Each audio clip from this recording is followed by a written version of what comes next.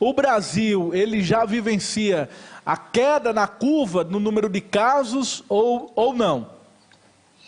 É difícil você falar isso porque o Brasil é um país continental. Então, até a própria América do Sul, excetuando-se o Brasil, teve comportamento diferente em cada país. Você imagina falar num país que ele por si só já é maior do que a soma de vários outros países.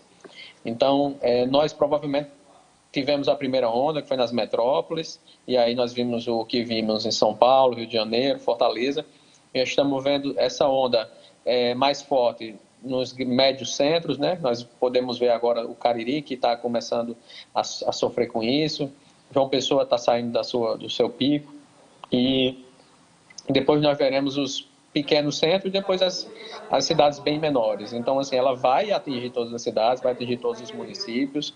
Infelizmente, a imunidade ela só adquire quem tem contato com a doença. É importante se manter o distanciamento social, reserva ainda mais dos pacientes, das pessoas que têm doenças, comorbidades. Porém, eu acredito que nós teremos sim uma terceira onda. É difícil falar um pico num país tão heterogêneo como o Brasil.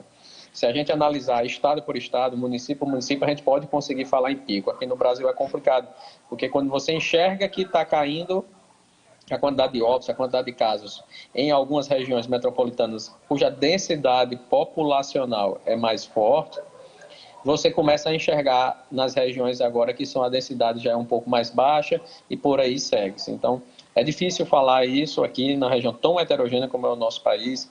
É muito complexo, nós ainda teremos bastante casos, ainda teremos bastante óbitos, infelizmente, não é o que nós desejamos, mas nós teremos isso até que a pandemia perca a sua força.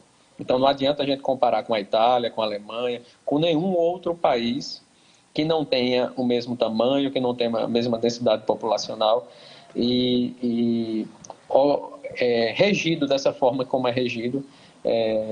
A distribuição geográfica nossa é muito peculiar, é muito difícil a gente não ter outras ondas, uma terceira, uma quarta, até uma quinta onda, dependendo dos municípios atingidos.